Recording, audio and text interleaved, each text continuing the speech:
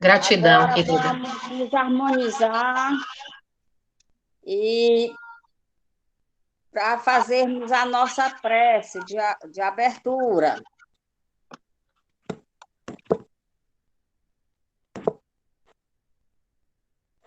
Eita.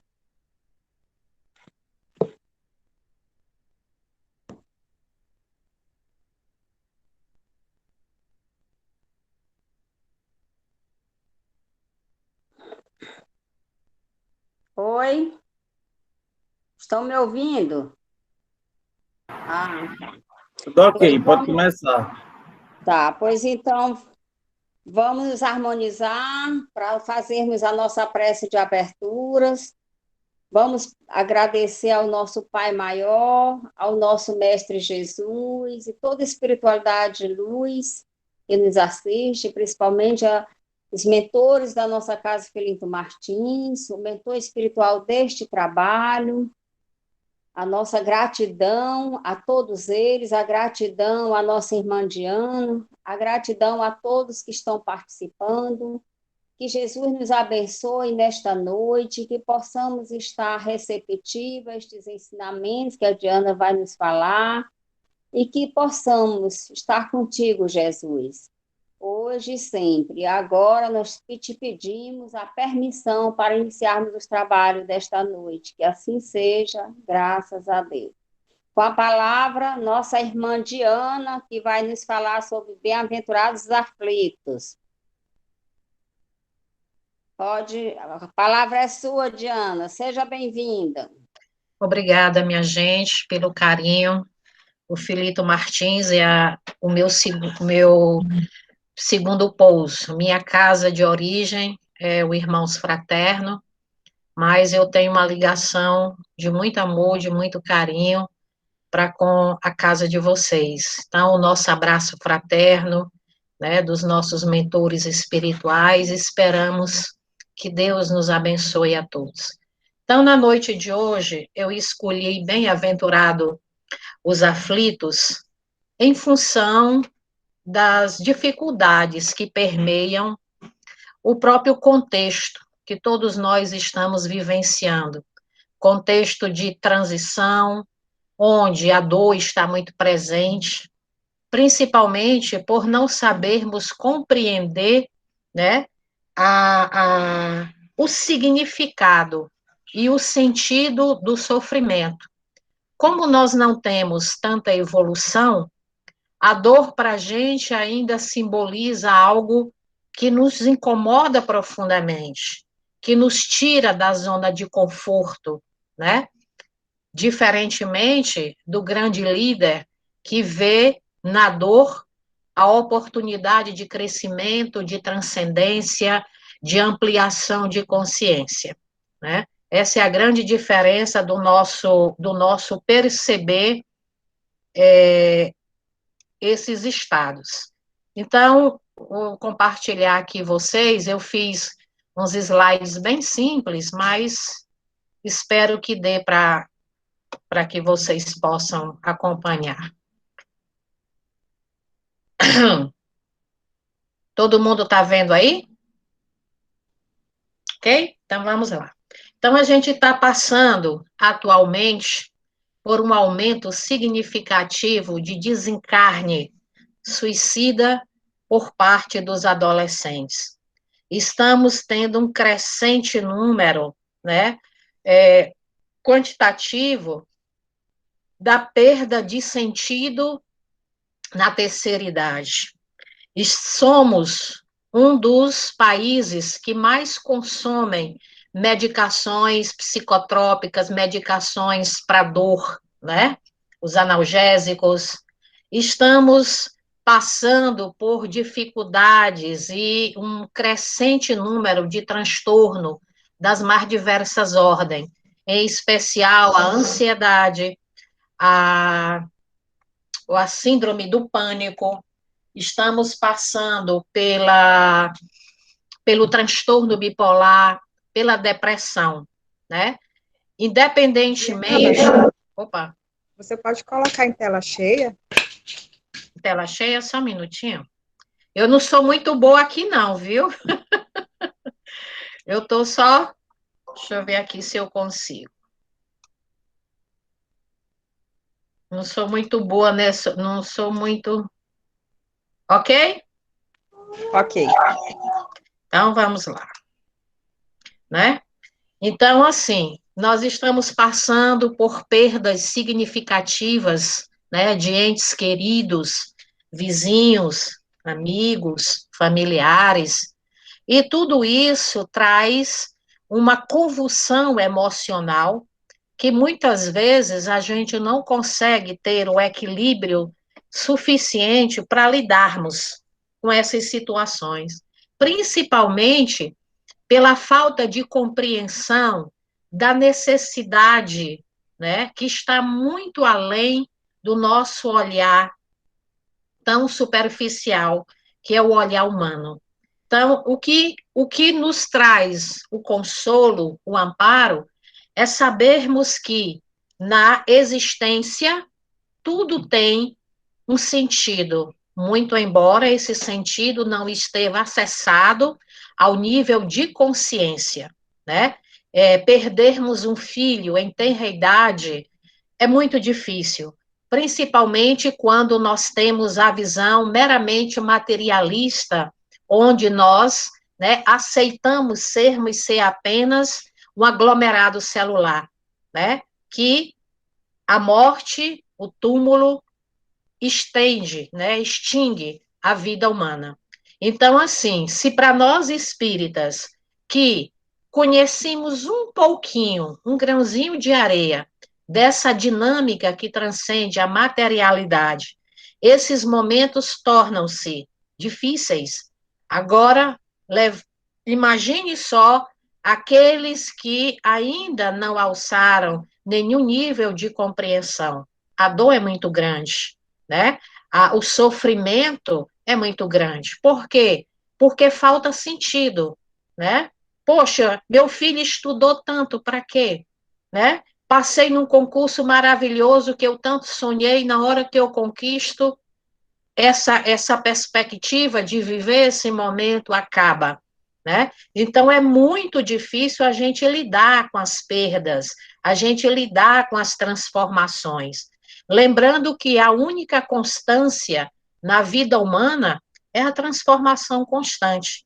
Então, todos os dias, né, a vida nos propõe uma abertura, um alargamento, uma dilatação dessa consciência. E muitas vezes a gente vai ter que passar, né, por dificuldades, não que essa dificuldade ela seja essencial transitarmos, mas porque às vezes a gente mesmo escolhe os caminhos mais difíceis, né? Exatamente por não termos o conhecimento do que é real, do que é verdadeiro e do que é essencial. Então a doutrina espírita, ela vem nos oferecer um consolo. O consolo de quê? Né? O consolo para o não desesperar. O consolo para que a gente possa transitar, né, essas dificuldades com mais resiliência, com mais resignação, com mais coragem, com mais fé. Né? Então, o que é o bem-aventurado? Bem-aventurado é aquele que goza de felicidade. E a gente se pergunta, e o que é felicidade? Né? A grande maioria responde: felicidade é viver as coisas boas da vida. Não, isso é uma parte dela. Felicidade é conviver de uma forma equilibrada, com saúde mental, com todos os aspectos inerentes ao processo de evolução humana. A alegria faz parte, mas a dor também. Então, quando a gente aprende a acolher os aspectos bons e sombrios que permeiam a realidade da condição transitória do ser humano, a gente passa de uma forma mais equilibrada, né? O que é o aflito? O aflito é aquela pessoa que não consegue administrar suas emoções, não consegue observar os pensamentos deletérios que processam no campo mental e promovem estados emocionais perturbadores. né? É o apreensivo, é o ansioso, é o preocupado, né? Olha a palavra, preocupado. Mente ocupada antecipadamente. É você sofrer por antecipação, por algo que você imagina, mas que você não tem certeza. E muitos dos aspectos de preocupação nossas, eles não irão passar de ideias mórbidas. Às vezes a gente se preocupa e muitas coisas nem chegam a acontecer. O que é aflição? A aflição é um estado de ânimo daquele momento, é aquele estado de humor caótico, é aquela oscilação em que a gente se depara, é o famoso turbilhão, onde você não consegue o equilíbrio, o caminho do meio. Você se deixa envolver pelos pensamentos, pelas emoções, sem trazer para o campo de consciência o que você está pensando, como você está pensando, e o que aqueles pensamentos refletem ou podem refletir acerca da realidade. Então, isso é aflição. A aflição, o que é que ela gera? A aflição, ela gera dor, ela gera constrangimento, ela, desculpe, gente, ela gera sofrimento, mas ela também, né, vai nos proporcionar o despertar. Por mais que você teime, vai chegar um dia que você vai cansar do seu sofrimento. E aí entra a parte educativa da dor, fazer com que você desperte para realidades melhores, para realidades que vão fazer com que você viva a sua existência dentro de um padrão de maior equilíbrio, através de escolhas assertivas, né? Quando Jesus disse, bem-aventurado os que choram, né, seria sinônimo de bem-aventurados, erroneamente a gente pensa que assim, bem-aventurado, né, feliz aquele que está vivendo a sua aflição. Viver a aflição, né, para nós não é algo bom, é algo que nos angustia, é algo que nos tira da zona de conforto. Mas essa bem-aventurança tem a ver, né, com o despertar da consciência, porque no mesmo tempo que o sofrimento existe, está existindo também, né, a renovação, está existindo o renascimento, está existindo as possibilidades, a transformação. E a gente adquire maturidade quando a gente começa a perceber que em meio ao caos existe luz. Eu tenho uma amiga que ela diz, Diana, aonde existe uma grande sombra, também existe uma grande luz, né? Tá só esperando o quê? Esse despertar, essa abertura para o que é maior. Nós temos medo do sofrimento, mas temos medo também da transformação. E muitas vezes nós nos permitimos, nós arrastamos situações pelo medo de darmos continuidade ao processo de transformação, né? A gente pede para voar, para ser livre, mas nos permitimos prender na dor, no sacrifício, na miséria, no egoísmo, né? Enfim, em tudo aquilo que nos promove a queda, que nos promove o demorar, né, das situações. Então, quando eu coloco o espiritismo, ele mostra a causa, né, dos sofrimentos nas existências anteriores. Nem todo sofrimento que a gente vive atualmente, ele é em função de desequilíbrios emocionais do aqui e agora, do hoje, de escolhas mal feitas, né? Outros sim, outros são escolhidos, outros são buscados pela nossa imprevidência, pela nossa infantilidade, pela nossa imaturidade, pelo nosso imediatismo. Outros mais complexos são esses que nós trazemos e nos questionamos, né? O que eu fiz por merecer essa ou tal situação, né? É o momento em que você, tipo, você se cuida, fisicamente, você se cuida mentalmente, você se cuida a nível de alimentação, você tem o seu momento de sono, de relaxamento, de lazer, né? Você olha para você e diz, poxa, mas como é que cabe uma situação dessa? Se eu não fiz nada por merecer. Aí onde vem a complexidade da dor. É o momento mais profundo dela. É quando você busca a causa e não consegue encontrar a resposta. E aí o Espiritismo no consola e diz: nada acontece por acaso. Todo sofrimento que momentaneamente não temos uma justificativa presente está ancorado nas experiências pretéritas, nas experiências passadas, né? E o que é que nós temos que fazer, né? Nós temos que mergulhar. Não é dizer por que eu, porque geralmente a gente se pergunta por quê? Por que comigo? Não é isso. A pergunta correta é para quê? Qual é o sentido desse sofrimento? Porque quando a gente encontra o sentido do nosso sofrimento, a gente passa a acolhê-lo com discernimento e com resignação. Não é aquela questão de nós dizermos assim, foi Deus que quis assim e assim será. Não é isso. Não é dessa forma passiva, mas é da forma ativa. Tá, tudo bem, né? Surgiu essa situação. O que é que eu posso fazer para minimizar, para cooperar comigo, para que eu transite mais rapidamente? Porque o sofrimento, a dor, ela é fato, ela existe, mas o sofrimento é opcional. O sofrimento, ele está relacionado, né, a essa necessidade que nós temos de arrastar essa sacola velha. Aquilo que a gente já poderia ter resolvido. E por que que essas sacolas velhas existem?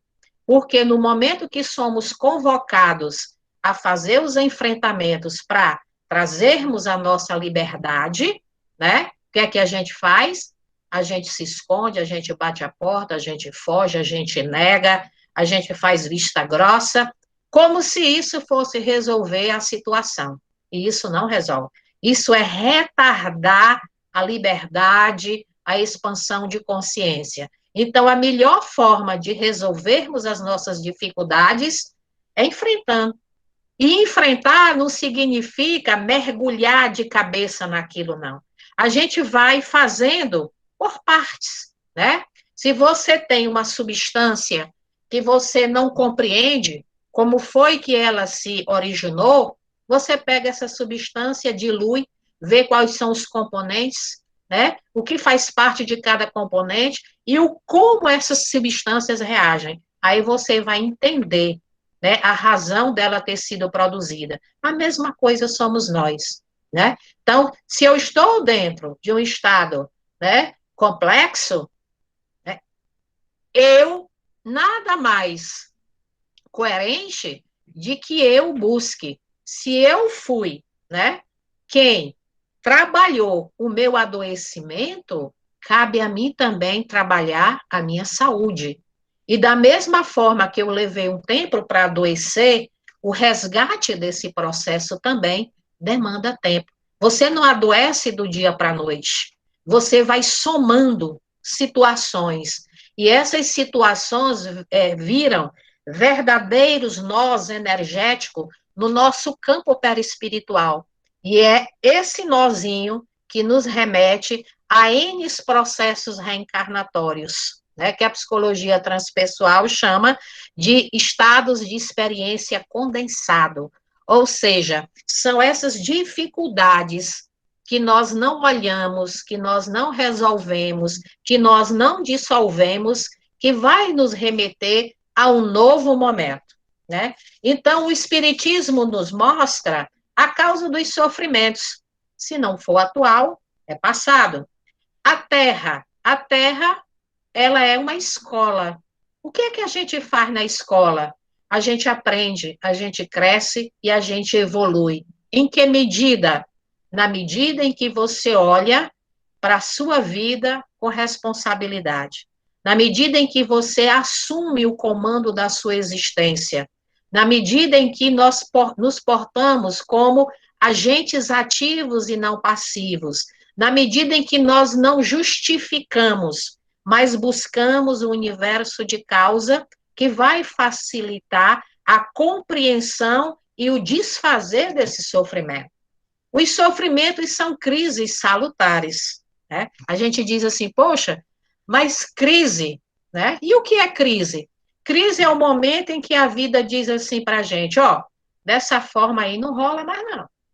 Tem que mudar, tem que crescer, tem que ampliar, tem que voar, tem que criar asas, né? Significa que aquilo que eu vivi até aquele ponto se esgotou. Eu preciso de mais. Eu preciso de mais espaço, eu preciso de mais compreensão, eu preciso de mais luz para que eu possa, né, realmente evoluir.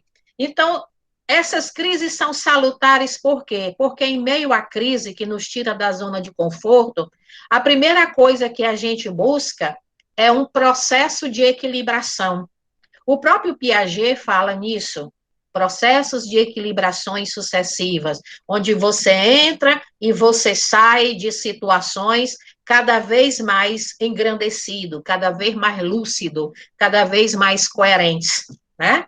Então, quando a gente, né, encontra o sentido de estar vivendo essa crise, não é que a gente fique feliz, mas pelo menos a gente se resigna. A gente se sente consolado. Bem, isso foi uma construção minha. Então, cabe a mim também desconstruir essa dor e viver a plenitude. Por exemplo, eu tive um câncer há 10 anos atrás no seio. Hoje eu estou na coluna, né? Mas eu sei que é transitório. Isso aqui é uma casca, né? Eu sei que ela é divina. Ela é o palco da minha existência física. É desse corpo que meu espírito se serve a crescer, né?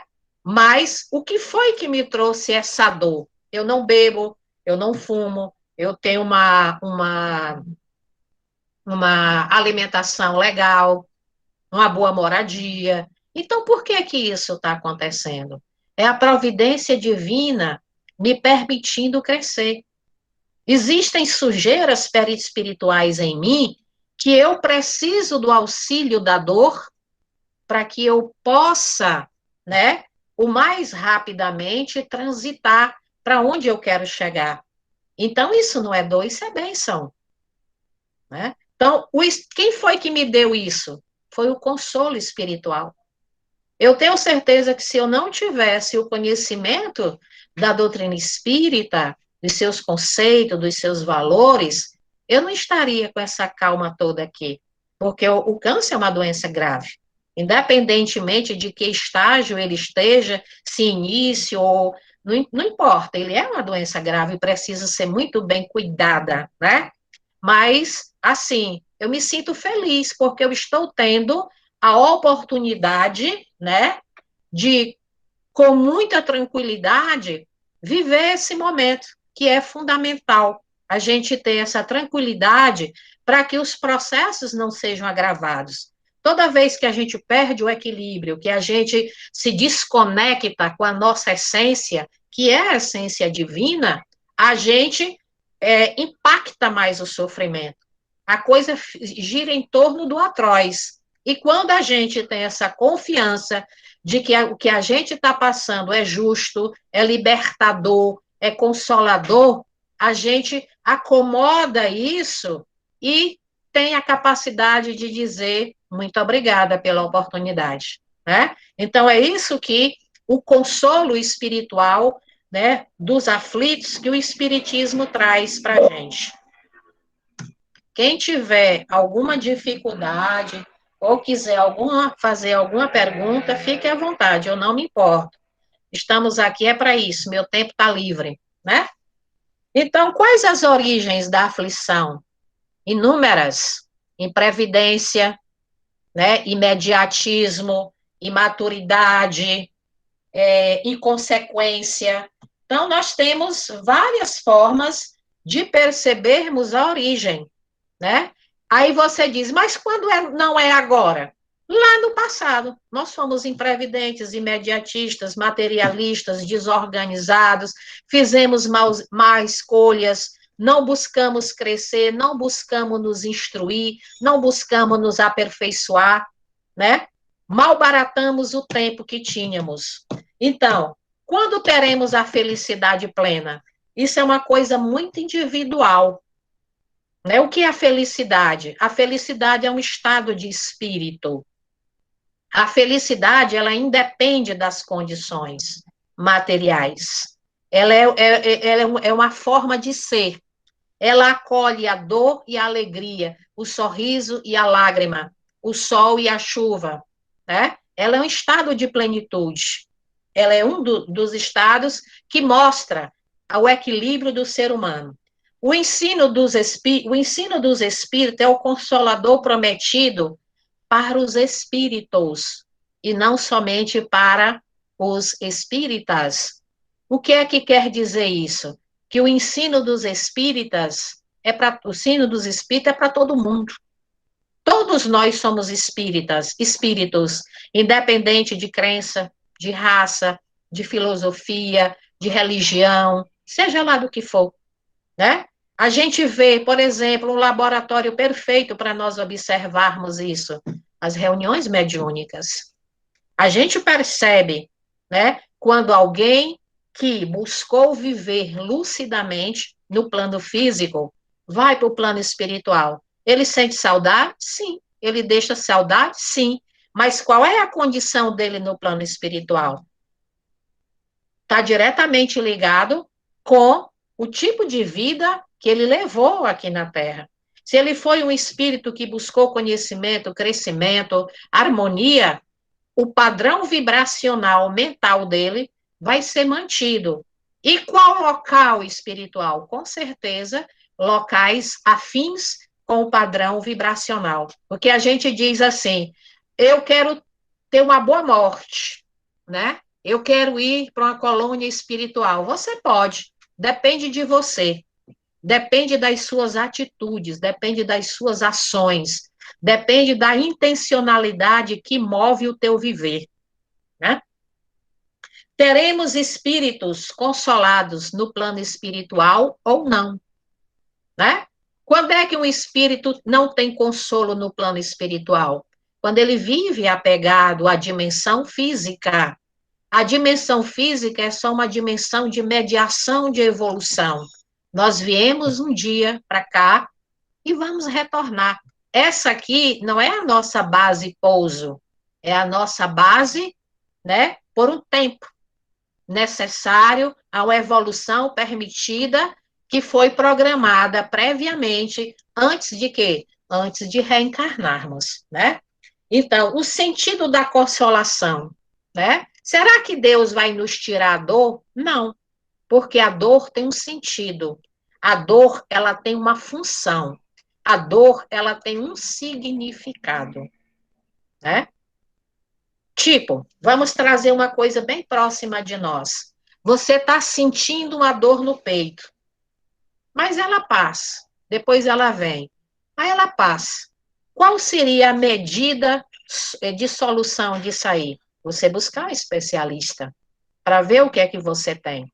Mas nós somos assim. A gente só muda de atitude, em grande maioria, quando a dor é pungente, quando não dá mais para suportar. Enquanto estiver dando para arrastar, a gente arrasta, né? E está aí a nossa grande dificuldade de evolução, porque a gente quer viver bem, mas continua procrastinando, continua deixando para amanhã, continua empurrando com a barriga, né? E isso nos torna, o André Luiz diz que isso é que é doença mental, é você saber o que é bom para você e conscientemente fazer escolhas contrárias. A doença mental, quando ela se manifesta no plano físico, ela já é uma depuração.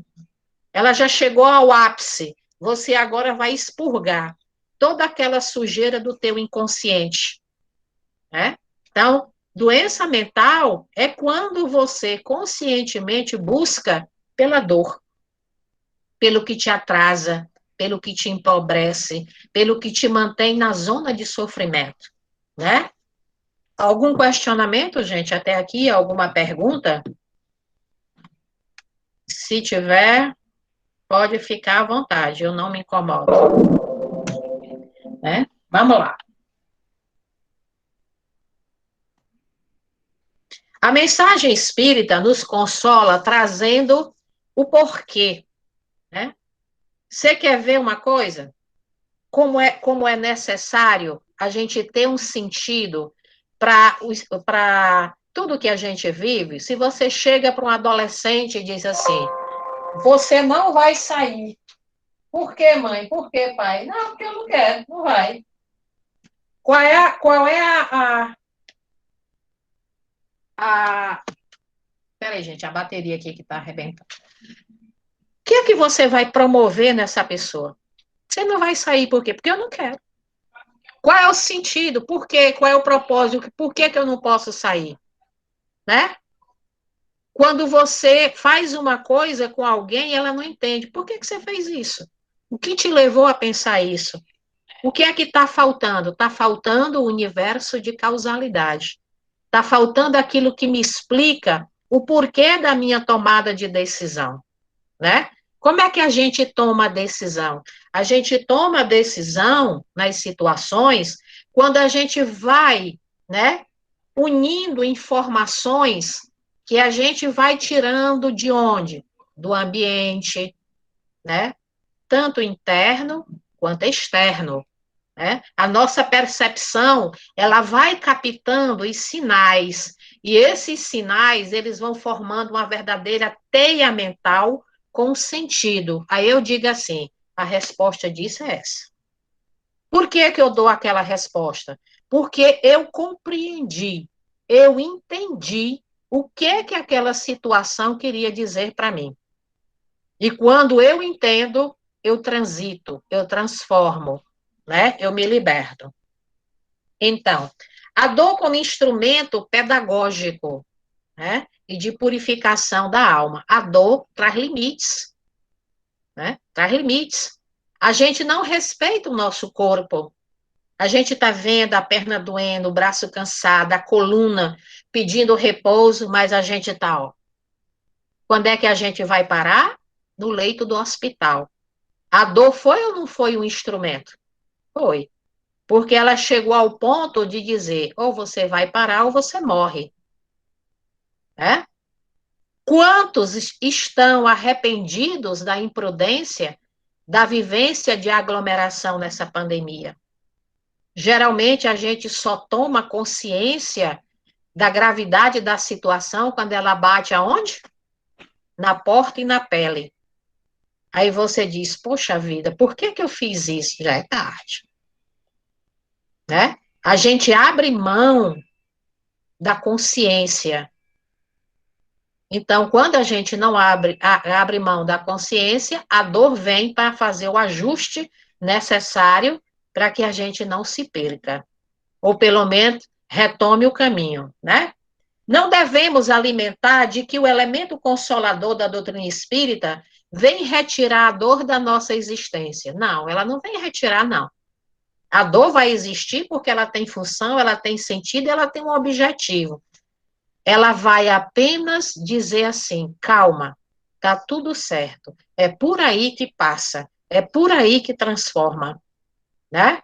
Então, quando a gente compreende o sentido do sofrer, o sofrimento passa a ser, né, um ato de amorosidade, de compaixão para conosco, que um dia a gente deixou de ter.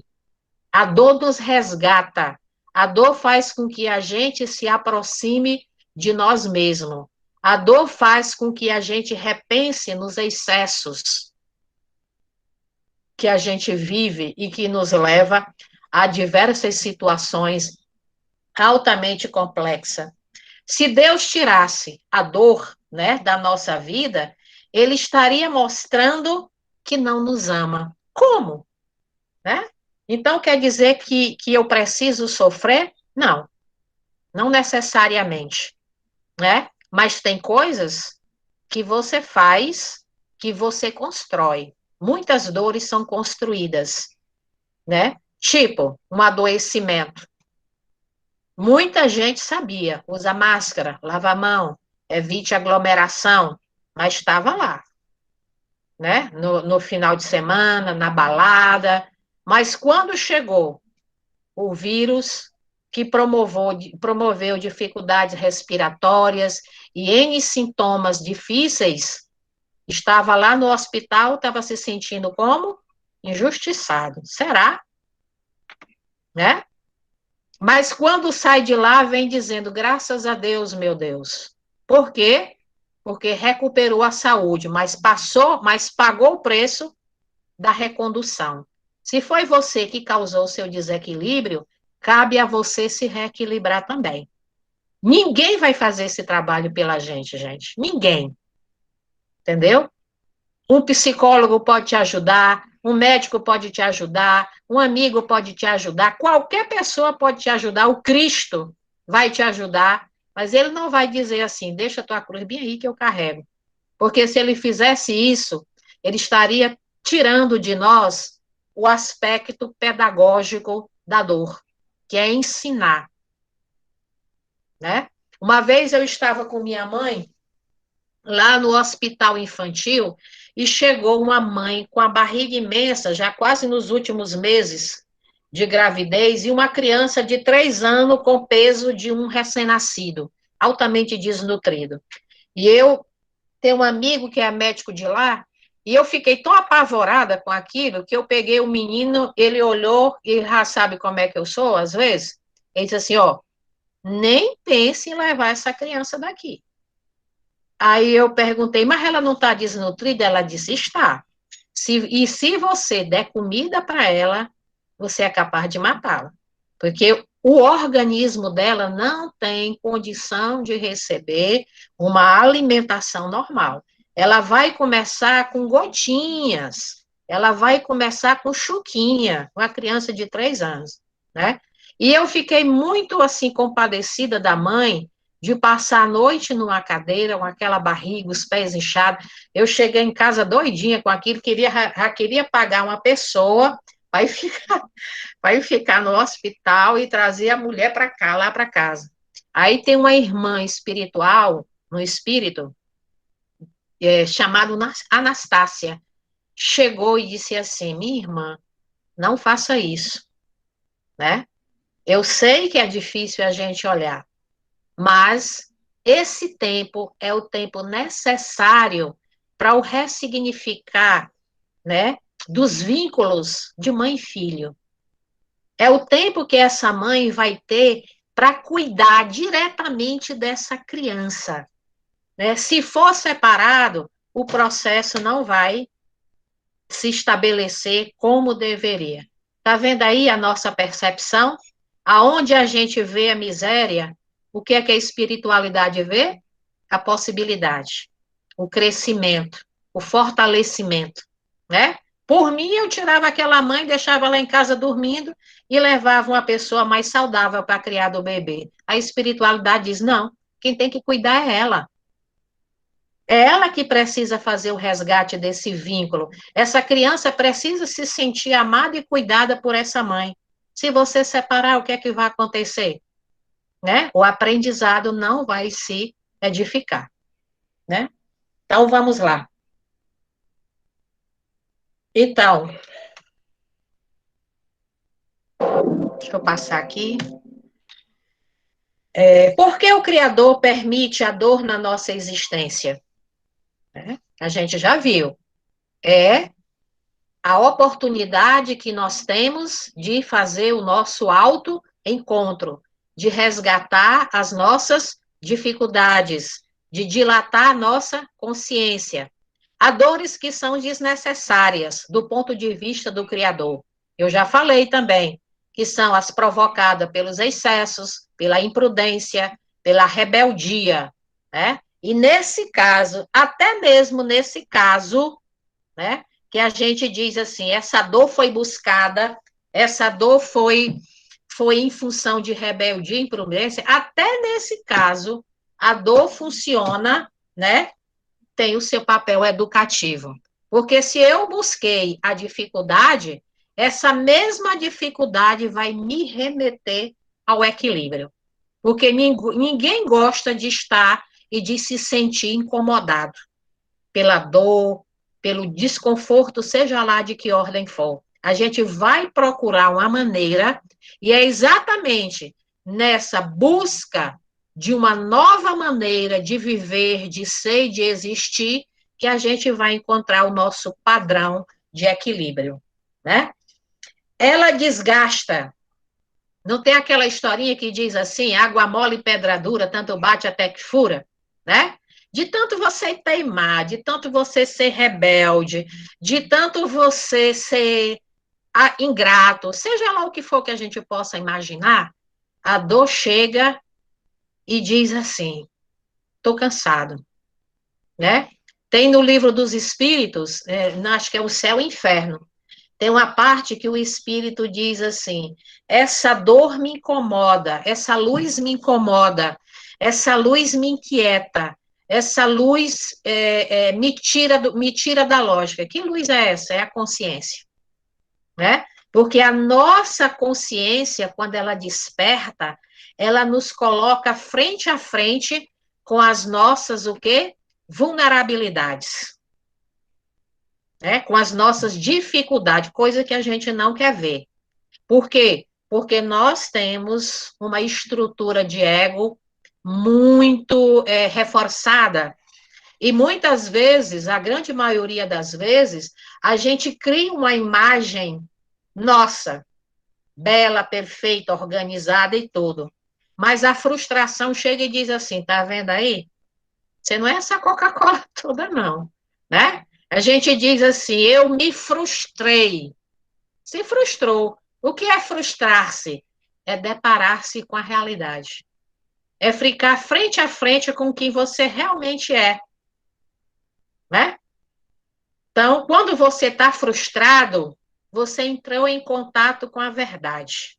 Ou seja, você destruiu, ou a ilusão foi por terra. É isso que a frustração faz. Mostrar que a gente é aquilo que a gente está vivendo, não aquilo que a gente imagina ser, né? A mensagem consoladora do Espiritismo traz um conjunto de conselhos. Se você abrir o Evangelho do Cristo, você vai ver que lá tem Santo Agostinho, tem Paulo de Tarso, tem vários teólogos, né, que já passou, e eles falam de quê? Eles falam das experiências dele, né? E como essas experiências repercutiram na dimensão do espírito, né? Por quê? Porque toda ação humana está devidamente acompanhada por sua respectiva consequência. Qualquer ato que você fizer, que você promover, seja um hábito saudável ou não, você cria um campo energético relativo àquela atuação, né? E isso reverbera a nível de universo.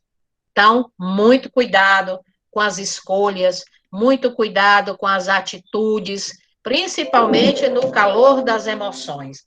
O evangelho, na realidade, ele é um compêndio, né? Um compêndio de sabedoria espiritual. Isso aqui a gente já falou. E qual é o objetivo, né? De eu estar em contato com essas experiências? Sabedoria.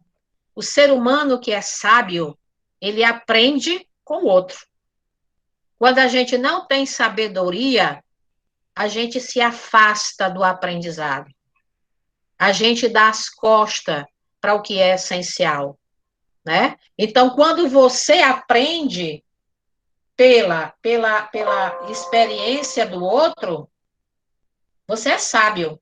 Mas se você não aprender com a experiência do outro, você vai aprender com a sua mesmo. O que é que eu quero dizer?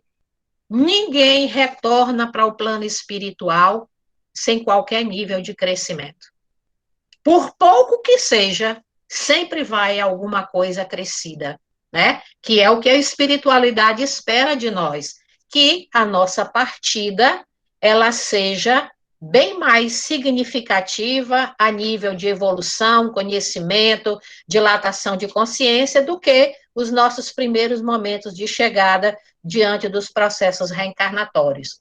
Então, as dores complexas, nós já citamos exemplos, são aquelas situações que a gente vivencia e diz assim, meu Deus, onde é que está o sentido disso? Eu não fiz nada que eu pudesse viver essa situação, né? Não fez, vírgula. Está lá nos seus arquivos, no seu banco de memória. Está lá, né? No teu nível de inconsciente, nos teus porões existenciais. Todas as nossas ações, desde os nossos primórdios evolutivos até o aqui e agora, nós temos tudo arquivado. As boas ações e as más também. Mas a reforma íntima, nesses processos, né, não é para nos demolir. Quando a gente fala de reforma íntima, a gente acha que vai abdicar de toda a nossa construção. Não é assim, né? Quando você vai fazer uma reforma numa casa, você faz reforma numa sala, no banheiro, no quarto, no terraço, ou até na casa mesmo, mas a estrutura essencial permanece. Ou seja, nós vamos retocar, nós vamos ressignificar, né, na experiência, aqueles aspectos não saudáveis que fazem parte da nossa persona atual, né? Então, as dores que nos chegam aparentemente que não foram provocadas por nenhuma conduta presente. Por exemplo, você perdeu um filho jovem, né? É difícil. Para nós que somos pais e mães, não é fácil a gente ver um filho partir, não, né? O abandono de um ser amado. Você viver com alguém que você gosta, alguém que você ama, alguém que você nutre afetividade, e de uma hora para outra essa união, né, ser cindida por a escolha de um dos cônjuges. Isso não é fácil, não, né? Não é fácil. Mas o que é que a gente tem que ter? Respeito pela escolha do outro. Nós não podemos obrigar as pessoas a estar conosco, né? E nem somos obrigados a viver com ninguém. Agora, a gente responde pelas tomadas de decisão que fazemos. A perda de um trabalho, né? Você está aqui bem, quando pensa que não, chega a tua carta de demissão por N situações. É um choque, né? Eu já tive uma paciente, né, que na época o psiquiatra que fazia a minha, eu era ainda aluna, que fazia a minha orientação, né, ela perdeu o emprego. E quando ela perdeu o emprego, ela cindiu mentalmente. E ela colocou na cabeça dela que era Maria de Nazaré, né? Por quê? Porque o que é que santo quer com dinheiro? Nada, santo não precisa de dinheiro, né? E então, o que foi isso? Isso foi a melhor forma que ela encontrou de lidar com a dor da perda que ela estava sentindo. Às vezes a perda é tão drástica, é tão violenta, né? E isso está diretamente ligado com o quê? Com a necessidade de cada um, né? Às vezes, o que a gente plantou é algo complexo, difícil, e a gente vai ter que reconstruir essas situações. A perda da saúde.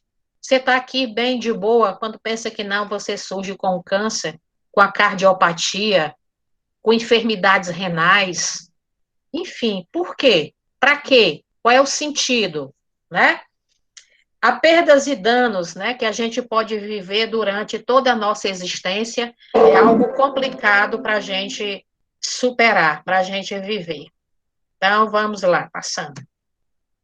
Então, qual é a maior contribuição? O que é que a gente pode ver a maior contribuição, né, do Espiritismo para nós, diante das dores que são inevitáveis? Primeira delas, Pare de pensar que você é um corpo, que a sua existência termina no túmulo, né? A gente luta, luta, luta, estuda, faz curso, trabalha.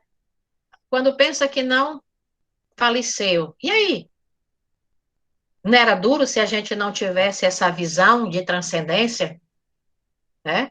E para quem não tem essa visão, é atroz a dor, é muito significativa, é muito difícil aceitar. Você aceita porque o tempo vai fazendo com que você observe que isso não tem retorno, mas que é difícil, é. É difícil tanto para quem tem o conhecimento como para quem não tem, mas para quem não tem é mais difícil ainda. É como se você pegasse o chão e puxasse daquela pessoa, né? A dor promove dificuldades emocionais muito grandes, principalmente para quem, né, não tem essa visão de transcendência, de espiritualidade, né? Grande parte do sofrimento, ele é fruto da perda da conexão com o sagrado. Aonde está o sagrado? Dentro de nós. Aonde está Deus? Principalmente dentro de nós. É por isso que antes de nós comunicarmos a Deus as nossas necessidades, ele já sabe. Porque Deus nos olha pelos nossos próprios olhos. Antes mesmo que eu saiba de alguma coisa, Deus já sabe. Interessante, né? E o quanto isso é grandioso. Então, acreditamos que somos um conjunto de células. Quando o médico diz assim, para a gente, né? Essa doença ela é incurável, né? Essa doença não tem remédio, né? Na visão materialista, ou seja, é a morte. Qual é a sensação que uma notícia dessa promove a uma pessoa? Desespero. Já pensou eu deixar meus filhos, minha família, não existir mais? O ego entra em pânico, né? Mas quando a gente tem essa visão transcendental, a gente sabe que o médico diz que não tem jeito é relativo somente ao contexto, né? Lembrando do Chico, Chico chegou para o doutor Bezerra de Menezes e diz assim, ô meu irmão, tem um amigo que está tão doente, no hospital. Aí disse lá o hospital do doutor Bezerra. Aí o doutor Bezerra, se preocupe não, Chico. Ele vai ficar bem, tá tudo certo. Ele vai ficar bom. Aí passaram-se alguns dias, o amigo dele morreu, né? Doutor Bezerra, em outro momento surgiu, aí o Chico, muito choroso, muito sentido, disse assim, ô doutor Bezerra, o senhor não disse que meu amigo ia ficar bem? E eu disse, ele tá bem. E aí o doutor Bezerra disse, ele tá bem, Chico. Ele está bem, ele só não está bem no físico, mas ele está bem no plano espiritual, está se recuperando. Eu não disse para você em qual dimensão ele ia ficar bem, mas ele está bem, né? Quer dizer, aquilo, por exemplo, aquilo que você parte tratando, continua sendo tratado até chegar ao ponto da cura, né? Então, aquilo que a medicina diz assim para a gente, que não tem jeito, não tem jeito, vírgula, não tem jeito, às vezes, nesse processo reencarnatório. Por quê? Porque a demanda é muito grande, a drenagem é muito profunda. Às vezes não dá para drenar tudo. Continua-se, desencarna-se e continua essa drenagem aonde? Nos hospitais espirituais, né? Com muito mais recurso, com muito mais condição. Então, vamos ver lá. Acreditamos que somos células, essa é uma crença materialista que promove muito sofrimento, né? E que destrói os nossos valores humanitários. Se eu só tenho essa vida, eu preciso vivê-la intensamente, não interessa como, né? Então, se você tem uma visão imediata, você acha que tudo é correto, que tudo tem que ser vivido, né? E é aquela história. A vida tudo nos oferece, resta-nos saber o que nos convém. Mas se a gente tiver uma visão imediata, tudo que ela oferecer, a gente vai consumindo. E a gente vai construindo o quê? Dores. Pode ser que você não sinta no momento, mas com o passar do tempo, né, você vai perceber claramente. Oh, gente, eu perdi. Você vai perceber claramente o quê? Você vai perceber claramente que você está entrando no processo de adoecimento, né? Vamos lá, qual é o primeiro clarão da verdade espiritual? Que você é um espírito imortal. Isso não tira a dor, mas tira o quê? O desespero. Eu me lembro do meu pai, que ele faleceu com câncer na bexiga. E o médico espiritual, quando meu pai saiu, eu falando com o médico, eu perguntei, doutor, isso no meu pai é câncer? Ele disse, é câncer. Mas ele não vai sofrer a dor do câncer. Como ela pode vir a ser vivida, né? Tem pacientes cancerosos que só funciona, ameniza na base de quê? De morfina, né? E o meu pai não tomou nenhuma Novalgina, né? Mérito, não sei quais, mas ninguém transita por um processo desse sem sentir dor, né? Então, se houve atenuação dessa dor, é porque houve merecimento, houve alguma construção que valeu a pena. Qual, não sei, né? Então, para quem acredita que a vida termina no túmulo, é doloroso enterrar um ente querido por não encontrar significado. Somos espíritos eternos em experiência provisória. É um ano letivo nosso, né? Uma encarnação é um ano letivo que dura 70, 80, 90 anos. Hoje, o crescimento, né, da qualidade de vida, dura muito, mas é um ano letivo, né? É quando a gente chega, é que a gente vai ver, né, na nossa ficha encarnatória, aonde nos saímos bem, né? Aonde precisamos intensificar nosso aprendizado, e a partir disso é reprogramado um novo processo de retorno à escola, que no caso é a nossa mãe Terra. Vamos lá. A Terra não é o nosso ponto de partida e nem de chegada. Ela não é. É um ponto de transição. A gente vem de uma dimensão espiritual, ganha um veículo orgânico, que é o nosso corpo, imprescindível à evolução do espírito na Terra, e vai retornar à pátria espiritual. Então, a nossa verdadeira casa é o quê? É a casa do espírito, e não a Terra. Então, nós estamos aqui numa travessia. A Terra que seria uma ponte.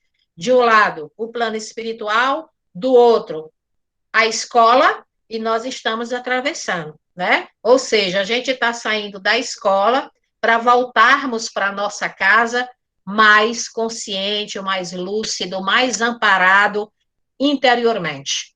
É preciso criar resistência espiritual. Vocês estão vendo isso aí, gente? Ou não passei? Não, né? Ah, tá aqui. Né? É preciso criar resistência espiritual. E como é que a gente cria essa resistência espiritual? Eu trouxe até o exemplo aqui da lagostinha, né? Essa resistência espiritual, que são os mecanismos que nos traz a certeza da imortalidade da alma. Né? Aí eu trouxe o exemplo, botei aqui para vocês observarem, o exemplo da lagosta. A lagosta, sem aquele exoesqueleto, que o esqueleto dela é por fora, aquela casca dura, né? É chamado de exoesqueleto, é a pectina que compõe aquilo ali. Então, o que é que ela faz? Né? Quando ela está pequenininha, ela cria um esqueletozinho externo, que promove o quê? A proteção dela. Mas o que é que acontece com a lagosta? Ela fica todo tempo pequenininha? Não. Ela vai o quê? Crescendo. Ela vai ampliando. E nesse crescimento há uma necessidade de quê, gente? De outra carapaça, de outro nível de proteção. Aí ela, pof, quebra aquilo ali, a própria pressão do corpo quebra aquela carapaça, e ela passa né, a construir uma nova carcaça, até chegar ao crescimento maior dela, né? É como se fosse assim, a evolução total da espécie dela, crescimento Uma dela. lagarta, né? A Exatamente, lagarta como a transformando a lagarta, né? borboleta. A lagarta, ela faz o quê? A lagarta, ela rasteja. Só que tem um momento que a lagarta cansa de rastejar. Ela diz assim para ela: eu posso voar. O que é que ela faz? Ela se submete a um processo de transformação, que é o quê? A metamorfose, né? E aquela metamorfose, o que é que vai fazendo? Vai fazendo com que ela crie, né, condições de assar voo. É por isso que a gente não pode, né? Quando eu era criança, na minha casa, tinha um pé de siriguela. E era cheio daquelas bichinhas que a gente chama bicho de seda, né? E eu gostava de cortar aquelas bichinhas de seda e dizer, né? Bahia, onde é que eu tô? Fazia pergunta e apertava, e a bichinha, né, querendo se soltar da dor que ela estava sentindo de mim, ela virava para um lado, virava para o outro, e eu achava que ela estava entendendo o que eu estou fazendo, o que eu estava fazendo. Então, quando a gente promove aquilo, o que é que acontece com a lagarta? Ela sai do casulo com facilidade, mas ela vai morrer. Por quê? Porque ela não vai ter condição de se adaptar a uma nova realidade. A realidade exige que ela voe e ela vai continuar se arrastando e com mais dificuldade, porque ela ficou no meio de um processo. Ela nem é lagarta e nem é mais borboleta. Tá vendo aí a confusão? Né? É por isso que a gente não pode tirar as pessoas da condição que ela está. A gente pode dar suporte, né? Dar suporte, estar ao lado, amparar, é diferente de retirar o ser humano da aprendizagem que cabe a ele fazer. É difícil? É dificílimo. Imagina só você vendo o seu filho numa situação em que você não vai poder fazer nada a não ser estar ao lado dele e dizer aqui, conte comigo. Mas o aprendizado é dele, né? Quantas mães partem, isso de acordo com a espiritualidade, quantas mães partem para o plano espiritual extremamente doente, depressivas, né? Fadigadas, porque se acharam incompetentes diante das escolhas do filho, né? E a espiritualidade diz: não, não. O seu papel era instruir, auxiliar, educar, acompanhar, fazer o que você poderia fazer, dentro da condição que você tinha. Mas o seu filho tinha uma coisa que independe de você: escolha. Escolha, né? E a gente diz assim: poxa, mas tem pais maravilhosos com filhos tão mal educados, tão rebeldes. Por que que isso acontece? Porque aqueles pais maravilhosos que entendem, que amparam, que acolhem, são necessários à condição daquele espírito. Eles precisam vir para essas pessoas mesmo, que têm estrutura emocional para acompanhar, para perdoar, para amar incondicionalmente.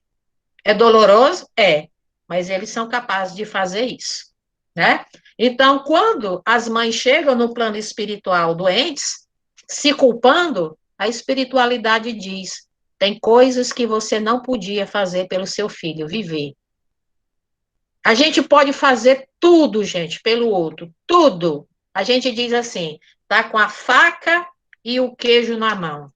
Agora, cortar o queijo e comer já não depende de nós. Não depende, né? Então, a lagosta significa o quê? A lagosta, a lagarta, significa o quê? O soltar de quê? Do que nos aprisiona, né?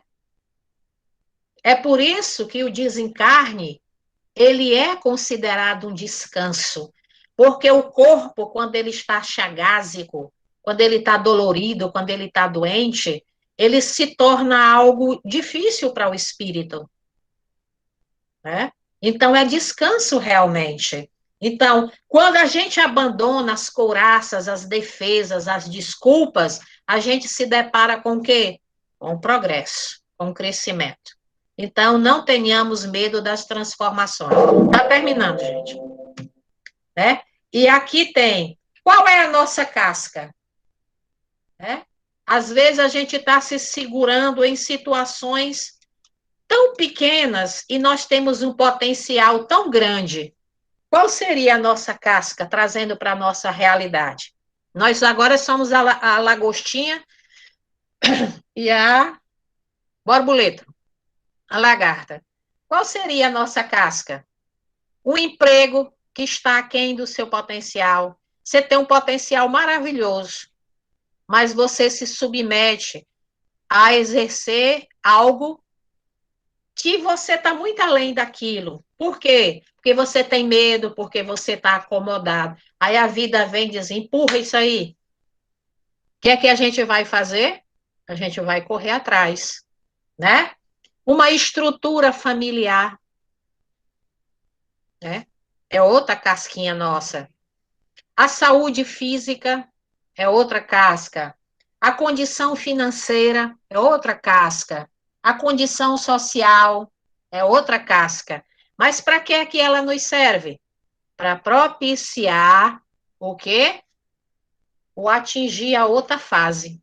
A fase que todos nós vamos viver na próxima encarnação, ela está sendo estruturada nesse instante.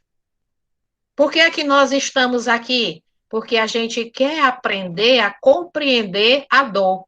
Eu que estou falando para vocês e vocês que estão me ouvindo. Eu também quero. Tem coisa que bate que é difícil eu dizer assim, poxa, de novo, é isso, né?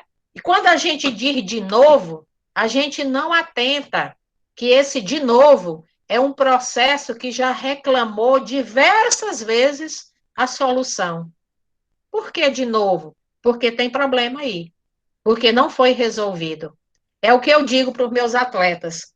Quando vocês vão para campo de jogo, que vocês repetem um erro que foi repetido no passado, é sinal de que não houve aprendizado. É sinal de que ainda tem algo a ser descortinado para que vocês tenham um bom rendimento. Se não houve um bom rendimento, e se houve queda na mesma condição, é sinal de que tem algo que precisa ser aprendido. Não está lúcido ainda, né? A casca fica e você parte para outros níveis de experiência. É o que acontece conosco. No dia em que houver necessidade de nós partirmos para outras experiências, essa casca aqui vai ser rompida. Sem sombra de dúvida, né? A dor tem um propósito, pois a vida pede crescimento, ampliação. Não segure a casca. Por quê? Porque a vida deve seguir seu curso. O que é que a água faz quando ela encontra um obstáculo? Hein, gente? O que é que a água faz?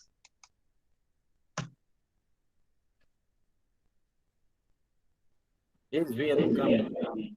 Ela desvia. Desvia do caminho. Ela desvia o caminho, né? Ela busca o quê? Novas alternativas, mas ela não fica estancada. Até momentânea ela pode ficar estancada, mas na hora que tiver a possibilidade, ela, ó, né?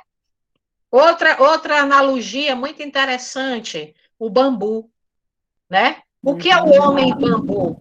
É o homem que se permite transitar pelas experiências. Ele não para, ele não rompe, né? O que é que o bambu faz diante da tempestade? Ele se curva. Ele não faz isso. Porque se ele fizesse isso, ele quebrava, né? Então ele se curva e a tempestade passa e ele volta naturalmente à sua posição original. Tudo passa. Vamos lembrar sempre de Maria de Nazaré. Tudo passa, né? Tudo que tem um começo, com certeza um dia vai ter fim, né? E nós vamos sair bem melhores do que quando entramos.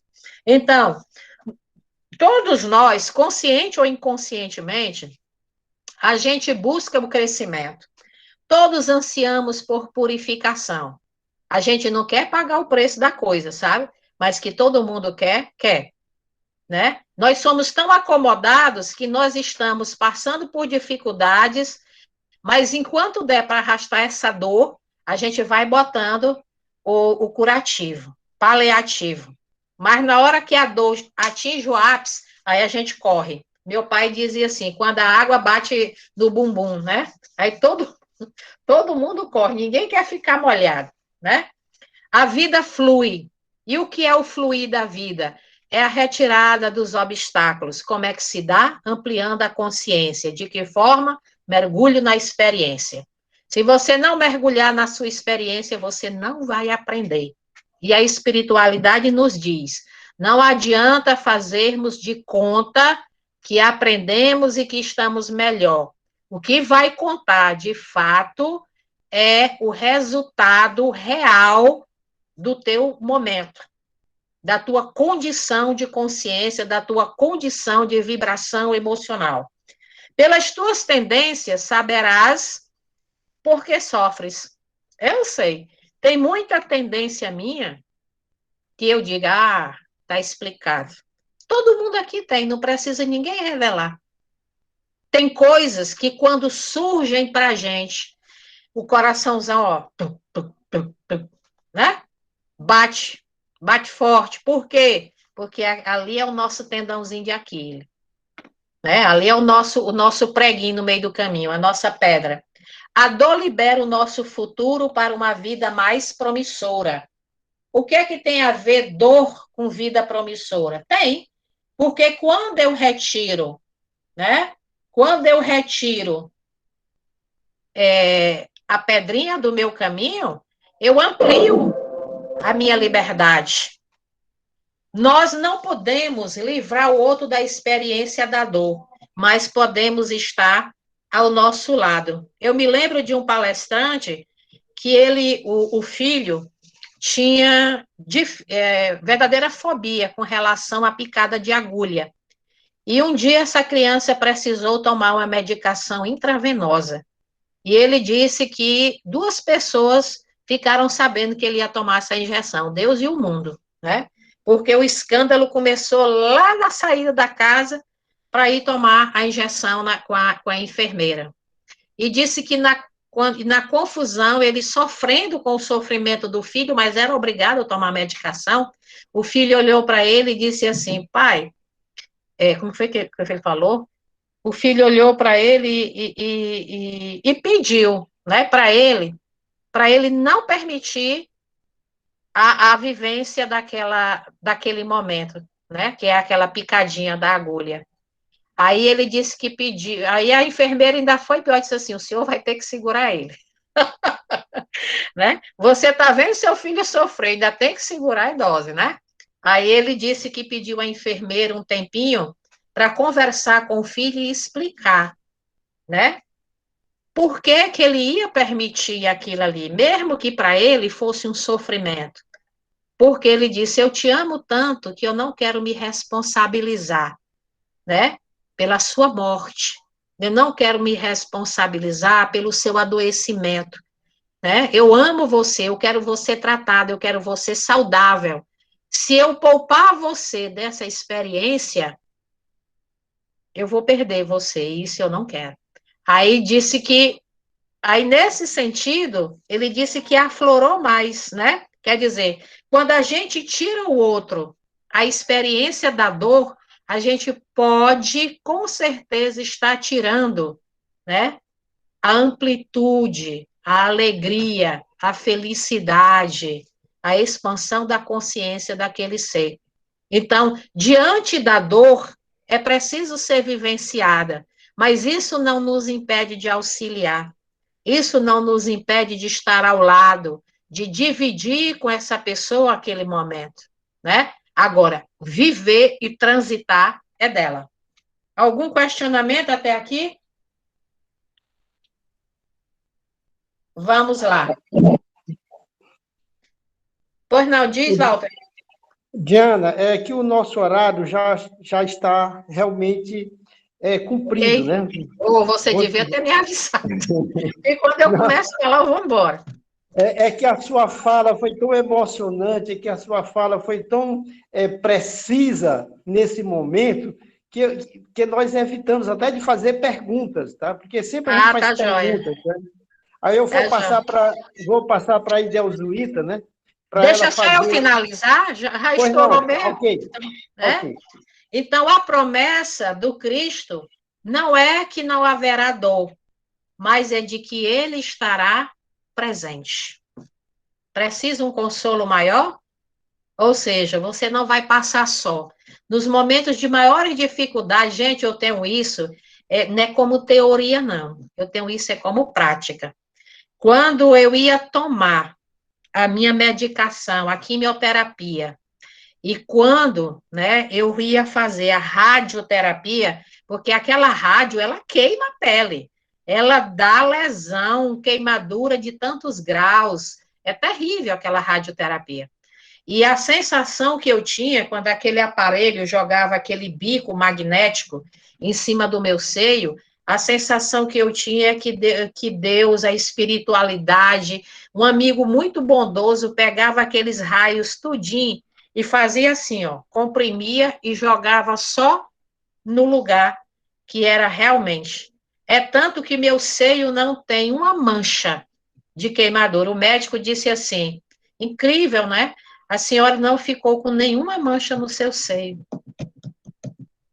O que é isso? Isso é providência divina.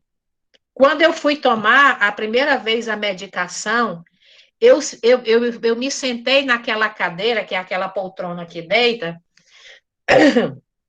aí a enfermeira colocou a químio na veia, e eu fiquei tomando, e passou um acompanhante de um paciente, olhou para mim e disse assim: eita, mas essa sua cadeira parece que está tão fofa, tão aconchegante. Gente, a pessoa captou exatamente o que eu estava sentindo naquele momento.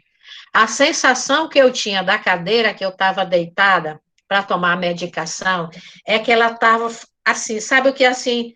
Quando você tem aquelas coisas bem macias que você deita e afunda, sabe? Traz aquela sensação de aconchego, de leveza, de cuidado. Era exatamente isso que eu sentia, né? Então, assim, isso é para a gente perceber que Deus não esquece um minuto sequer de quem quer que seja. Então, eu aqui agradeço, né, a oportunidade que vocês me deram de, de estar aqui com vocês nesse trabalho, né, que serve mais para mim do que para qualquer outra pessoa. Muito obrigada, gratidão pela confiança, né? Só tenho a agradecer. Muito obrigado, Diana.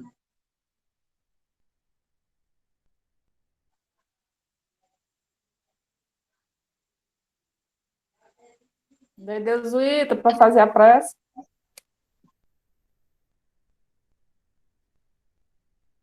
Liga o microfone, Desuíta. Liga o microfone.